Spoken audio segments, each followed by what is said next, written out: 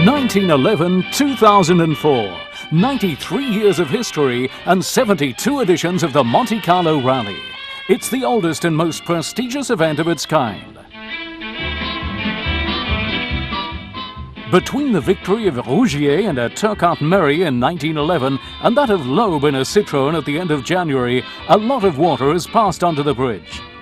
We could spend hours telling the story of this extraordinary adventure. Adventure, the exact term to qualify the rallies of the first half of the last century. Back then, performance meant rallying Monaco from all over Europe. From some time ago, touring car crews were made up of 2, 3 or 4 people, and the weight of each was governed by the organizers, to whom we owe these juicy images. Bonjour Oslo.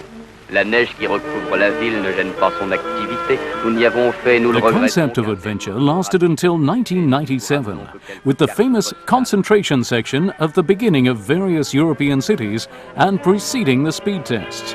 Since we're speaking of speed, for some time a special section of the rally was organized on the same circuit as the Formula One Grand Prix. Still among the prime curiosities, the Gymkhana on the port, an exercise in which the minis excel.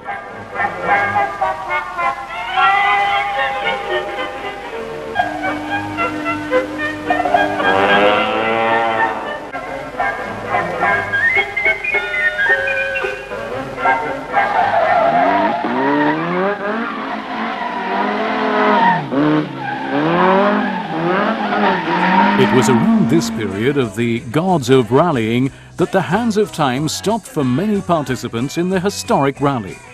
Today, we present the 7th edition of this magnificent adventure.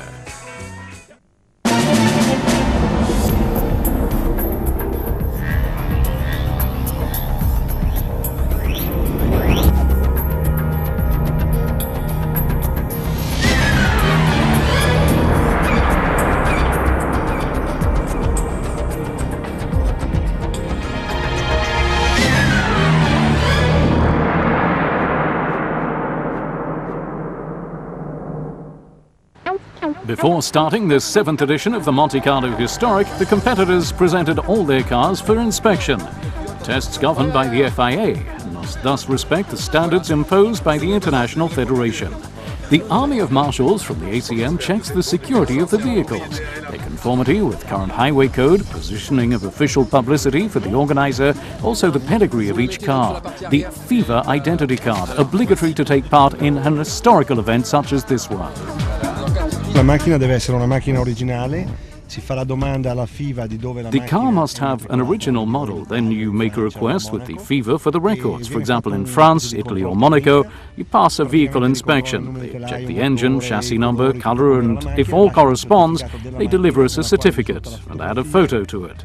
On this document, you find the characteristics of the car, the name of the former owners, and thus the essential official document to have here for this type of event. al Rally di Monte-Carlo.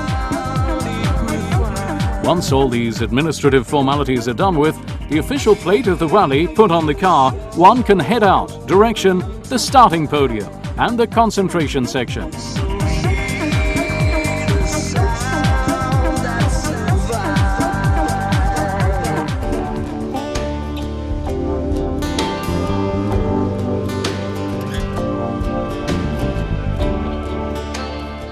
Monaco is one of the mythical starts, with 91 crews starting from the Principality early Saturday evening, January 31st.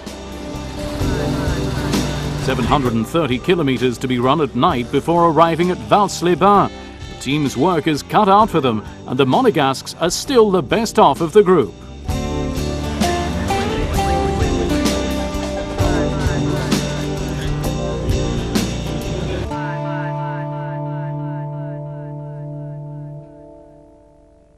Copenhagen.